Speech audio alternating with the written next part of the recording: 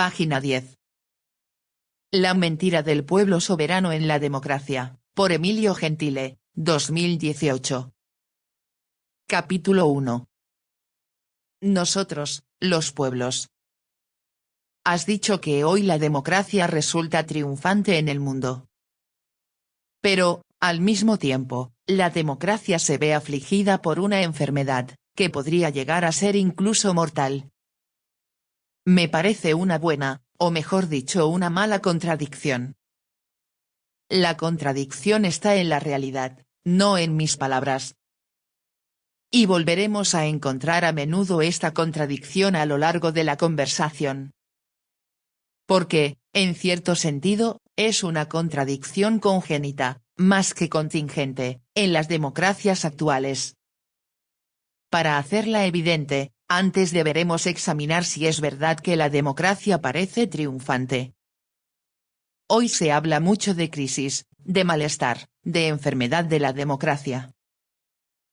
Pero no es la primera vez que esto ocurre desde que el gobierno del pueblo soberano ha conseguido llevar la delantera respecto al gobierno del monarca por voluntad de Dios. Toda la historia de la democracia, desde las revoluciones democráticas del siglo XVIII hasta nuestros días, ha sido una historia de luchas, derrotas y conquistas, una sucesión de éxitos y fracasos, entre motines, disturbios, manifestaciones masivas, revueltas, revoluciones, guerras civiles, guerras entre estados e incluso dos guerras mundiales, todas combatidas para reconocer al pueblo soberano, a todos los pueblos del mundo, el derecho de vivir en libertad y con dignidad, con el poder de elegir, juzgar y revocar a nuestros gobernantes. Y en los 200 años de constante pero obstaculizado ascenso hacia la conquista de la soberanía popular, la democracia ha estado en crisis con frecuencia. Algunos estudiosos han descrito el proceso democrático, entre comienzos del siglo XIX y la segunda mitad del siglo XX, como una sucesión de oleadas democráticas alternadas con oleadas antidemocráticas, hasta que una tercera oleada democrática, surgida en el último cuarto del siglo XX, parece haber arrollado, con su ímpetu, cualquier grave obstáculo antidemocrático. Para comprender lo que le sucede hoy al pueblo soberano, debemos hablar, ante todo, de sus éxitos, que los ha habido y que son muy importantes, porque de un siglo a otro, entre una oleada y la siguiente, superando las derrotas, los movimientos que han luchado en nombre del pueblo soberano han cambiado y mejorado, efectivamente, las condiciones de existencia de muchos millones de seres humanos, transformándolos de súbditos en ciudadanos. Aunque hay quien afirma, como Schumpeter, que el pueblo, en realidad, nunca ha gobernado, pero que nada impide hacer que gobierne por definición, o quien sostiene, como Gaetano Mosca y Vilfredo Pareto, que el poder siempre lo detenta y ejerce una minoría a la que se denomina de varias maneras, como clase política, élite o oligarquía, o bien quien, como el que escribe, piensa que el pueblo soberano es uno de los grandes ídolos de la modernidad. Pues bien, ninguno de estos puede negar que en nombre del pueblo soberano se ha cumplido, en un lapso de tiempo de poco más de 200 años, la más gigantesca empresa en la plurimilenaria historia del ser humano, el traslado de la soberanía de Dios al hombre y la proclamación de los seres humanos como dueños de su propio destino. Carecemos de espacio para enumerar todos los éxitos de la democracia, porque deberíamos contar la historia de los últimos 200 años. Me limito a un ejemplo muy significativo, el más emblemático, para representar la victoria de la soberanía popular. El 10 de diciembre de 2001, al secretario general de la Organización de las Naciones Unidas, el ganés Kofi Annan, le fue otorgado el Premio Nobel de la Paz. En su discurso en la ceremonia de entrega del premio, Annan delineó la misión que la ONU se asignaba para el siglo XXI, con una nueva y más profunda conciencia de la santidad y dignidad de toda vida humana, sin tener en cuenta la raza o la religión, y con mayor empeño, como nunca antes, para mejorar las condiciones de cada hombre y de cada mujer. Esto no habría sido posible, siguió diciendo el secretario de la ONU, sin garantizar la paz no solo a los estados y a los pueblos, sino a cada individuo. La soberanía de los estados no puede ser usada como un escudo tras el cual perpetrar graves violaciones de los derechos humanos. En el nuevo siglo, añadió el secretario general, las Naciones Unidas debían imponerse como prioridades principales erradicar la pobreza, prevenir los conflictos y promover la democracia, porque solo en un contexto democrático, basado en el respeto de la diversidad y el diálogo, puede garantizarse la libre expresión del individuo, el autogobierno y la libertad de asociación. ¿Por qué consideras el discurso del señor Annan el ejemplo más emblemático del éxito de la democracia en el comienzo del tercer milenio? Quizás sea oportuno explicar la relación entre la Organización de las Naciones Unidas y la democracia. Las Naciones Unidas son la máxima organización internacional, fundada en San Francisco el 26 de junio de 1945, inmediatamente después del final de la Segunda Guerra Mundial. La idea originaria, que repetía el modelo de la Sociedad de Naciones que quiso en 1919 el presidente de los Estados Unidos Thomas Woodrow Wilson, fue propuesta por el presidente Franklin Delano Roosevelt en una declaración de las Naciones Unidas el 1 de enero de 1942, pocas semanas después del ataque japonés a Pearl Harbor, que provocó la entrada de los Estados Unidos en la Segunda Guerra Mundial. La declaración fue suscrita también por Gran Bretaña, la Unión Soviética y China, gobernada entonces por el régimen nacionalista del Kuomintang, presidido por el general Chiang Kai-shek, y por otros 22 gobiernos de países en guerra contra Alemania, Japón e Italia. Todavía no había acabado la guerra cuando el 25 de abril de 1945, por voluntad del presidente Harry Truman, sucesor de Roosevelt, que había muerto el 12 de abril, se inauguró en San Francisco la conferencia internacional que el 26 de junio siguiente dio origen a la Organización de las Naciones Unidas. Los gobiernos firmantes, comprometidos en una lucha común contra fuerzas salvajes y brutales que pretenden sojuzgar al mundo, expresaron su convicción de que la completa victoria sobre sus enemigos es indispensable para la defensa de la vida, de la independencia, de la libertad civil y religiosa, y para la salvaguardia de los derechos del hombre y de la justicia en el propio país al igual que en los demás. En 1945 los Estados miembros de las Naciones Unidas eran 51. A lo largo de los siguientes 7 decenios, con el nacimiento de nuevos estados surgidos tras el fin de los imperios coloniales, la descomposición del Imperio Soviético y el final de los regímenes comunistas en Europa Oriental, su número ha aumentado continuamente. Hoy los Estados miembros de la ONU son 193, de 196 estados reconocidos. Entre los estados que no son miembros está la República China de Taiwán, que formó parte de la ONU entre 1945 y 1971, cuando fue expulsada y su escaño asignado a la República Popular China, y el Estado de la Ciudad del Vaticano, admitido como observador permanente, al igual que el representante de la Organización para la Liberación de Palestina. Pero todavía no has explicado cuál es el nexo entre democracia y Naciones Unidas. La ONU es una organización internacional de estados que tienen regímenes políticos diferentes, y no me parece que la democracia, como tú la has definido, sea su característica común.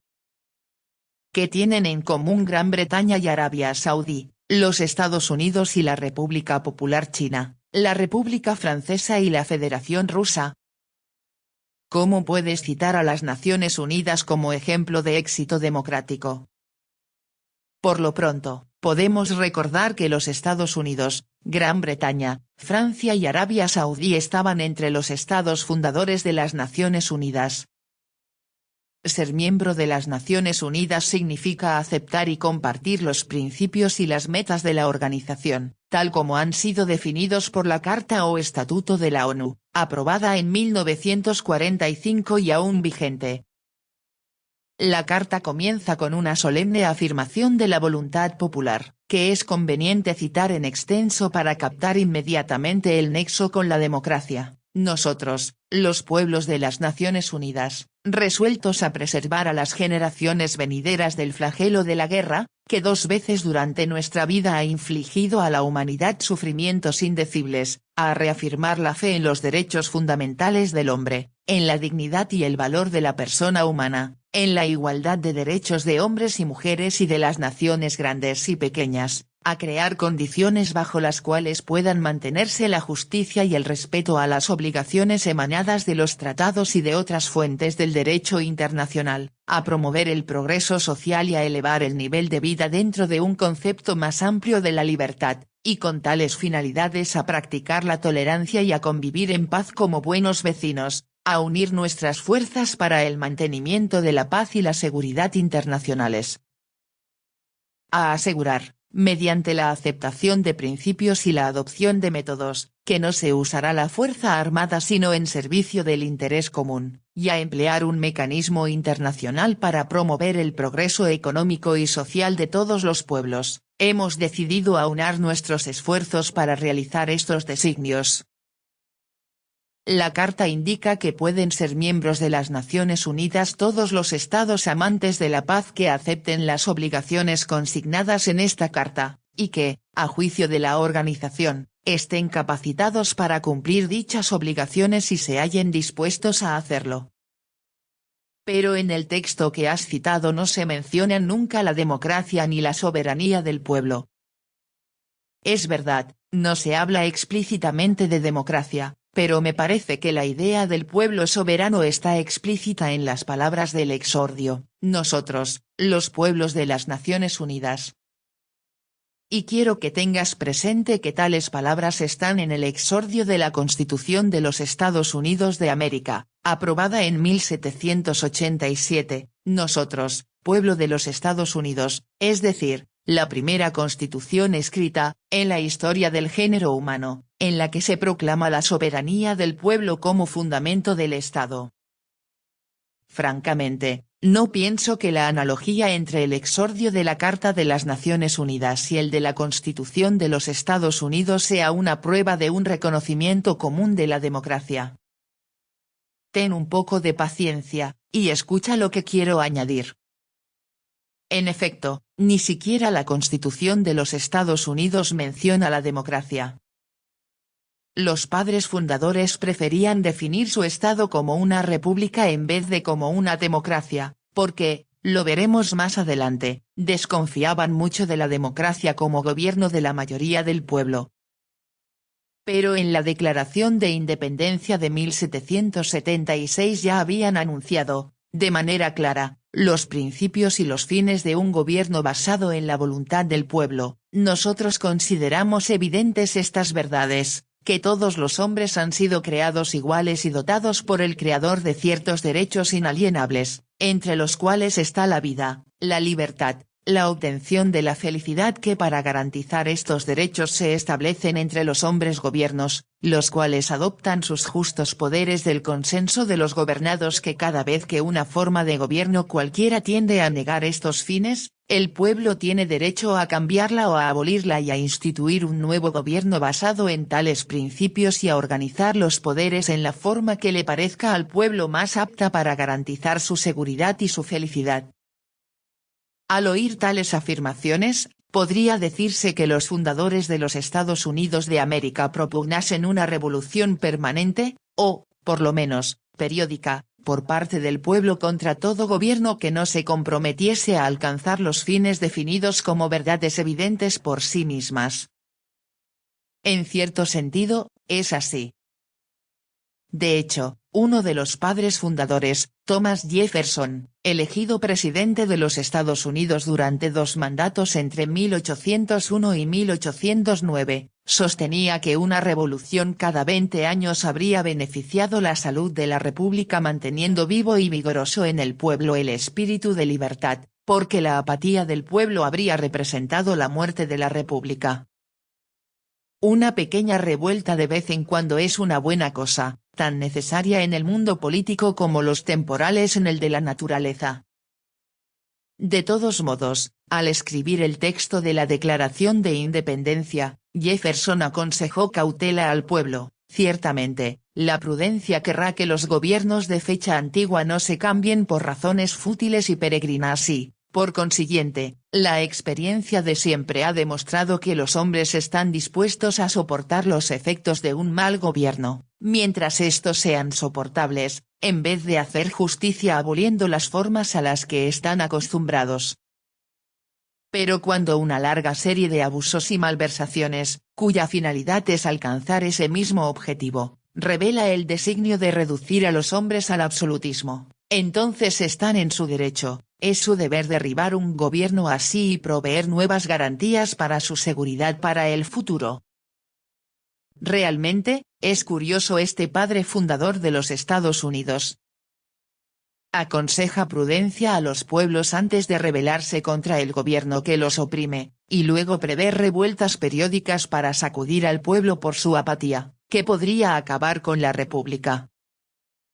Resulta espontáneo que nos preguntemos cuál es el grado de aguante máximo que el pueblo debe alcanzar antes de explotar en una revolución.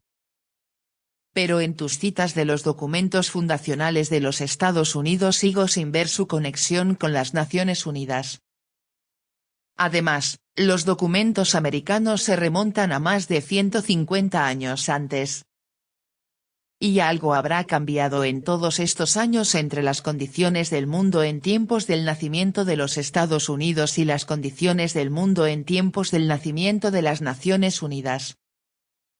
Sí, mucho ha cambiado, pero muchos cambios han sido consecuencia de la larga lucha de la democracia contra sus enemigos para afirmar la libertad de todos los seres humanos, la igualdad de los ciudadanos y la soberanía del pueblo. La lucha comenzó en el siglo XVIII, cuando sobre los pueblos súbditos dominaban sin oposición el carácter sagrado de los reyes otorgado por Dios y garantizado por la Iglesia, el absolutismo monárquico, los privilegios hereditarios, la inmutable jerarquía de los órdenes, mientras la mayoría de la gente corriente se veía obligada solo a la obediencia, al trabajo y al pago de los tributos para mantener a los órdenes privilegiados y al monarca. Contra estos enemigos se levantaron a finales del siglo XVIII las primeras revoluciones democráticas en América del Norte y en Europa Occidental. Entre 1776 y 1789 el pueblo fue proclamado soberano en los Estados Unidos y en Francia. Con todo, mientras los americanos de las colonias británicas conquistaron la independencia y fundaron una república, que pronto se consolidó, empezando a expandirse por el continente, en 1815 los soberanos destronados o humillados por la Revolución Francesa y por Napoleón derrotaron al pueblo soberano y reafirmaron la intangibilidad de la soberanía que les había conferido Dios en el Pacto de la Santa Alianza, un tipo de organización internacional de los monarcas absolutos para unir fuerzas y defender su poder en contra de la democracia. La comparación entre el Pacto de la Santa Alianza, firmado por los monarcas absolutos de Rusia, Austria y Prusia, y la Carta de las Naciones Unidas, todavía vigente, pone de relieve el cambio radical que se ha producido en 130 años, con el traspaso de la soberanía desde los reyes consagrados por Dios hasta los pueblos que se convirtieron en amos de su propio destino, una revolución sin precedentes, que hizo época, que puso fin definitivamente, en gran parte del mundo, a milenios de predominio de la autocracia de los reyes en el gobierno de las comunidades humanas. En este sentido, opino que las Naciones Unidas pueden ser consideradas el éxito más significativo conseguido por la democracia en su larga lucha para afirmar la soberanía popular. La victoria planetaria del pueblo soberano está sancionada por la Declaración Universal de los Derechos del Hombre, elaborada por una comisión presidida por la señora Eleanor Roosevelt, mujer del presidente de los Estados Unidos, y luego aprobada por la Asamblea General de la ONU el 10 de diciembre de 1948. También aquí conviene hacer una comparación histórica, para recordar que 100 años antes, en 1848, en gran parte de Europa estallaron revoluciones populares para conquistar la libertad, la soberanía y la independencia, para, en otras palabras, obtener el reconocimiento universal de los derechos del hombre y del pueblo soberano. Pero al año siguiente la primavera de los pueblos, como se la llamó, fue truncada por las mismas autocracias por derecho divino que habían firmado el Pacto de la Santa Alianza.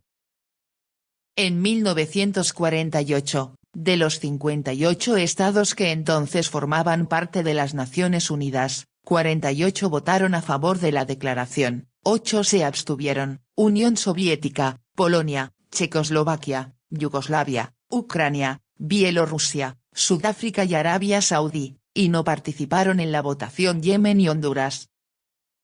La Declaración Universal de los Derechos del Hombre contiene un reconocimiento explícito del pueblo soberano, atribuyendo a todo individuo el derecho a participar en el gobierno de su país, directamente o por medio de representantes libremente escogidos. La voluntad del pueblo es la base de la autoridad del poder público. Esta voluntad se expresará mediante elecciones auténticas que habrán de celebrarse periódicamente, por sufragio universal e igual y por voto secreto u otro procedimiento equivalente que garantice la libertad del voto.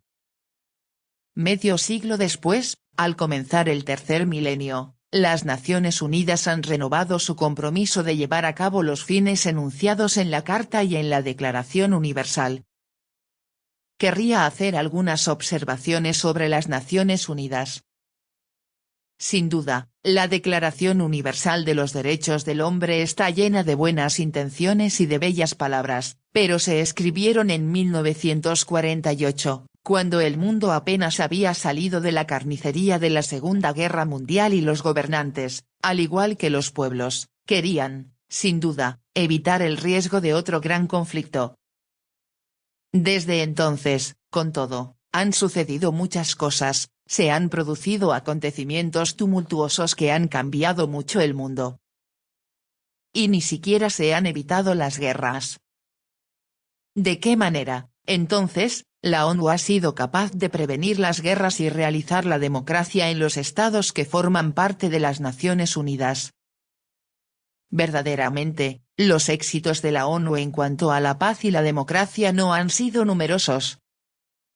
Pero algo significa el que haya permanecido inmutable el compromiso de las Naciones Unidas para continuar y tratar de hacer más eficaz la obra iniciada en 1945. Pese a los fracasos de su acción y los tumultuosos cambios ocurridos en el último medio siglo, que han tenido consecuencias en el seno de la propia organización, provocándole serias crisis en algunos momentos de la Guerra Fría. El compromiso ha sido renovado solemnemente por los gobernantes de los Estados miembros en septiembre de 2000, cuando se reunieron en Nueva York en el cuartel general de la ONU para reafirmar su fe en la organización y su carta como cimientos indispensables de un mundo más pacífico, más próspero y más justo. Además de confirmar la misión por la paz, la seguridad, la lucha contra la pobreza, la promoción del desarrollo para todos los pueblos, los gobernantes de las Naciones Unidas reafirmaron el respeto de los derechos humanos y las libertades fundamentales, el respeto de la igualdad de derechos de todos, sin distinciones por motivo de raza, sexo, idioma o religión, y la cooperación internacional para resolver los problemas internacionales de carácter económico, social, cultural o humanitario. Finalmente, declararon que la mejor forma de garantizar esos derechos es contar con gobiernos democráticos y participativos basados en la voluntad popular. Y esta misma convicción respecto al gobierno democrático la expresó en una ocasión solemne el entonces secretario general Kofi Annan.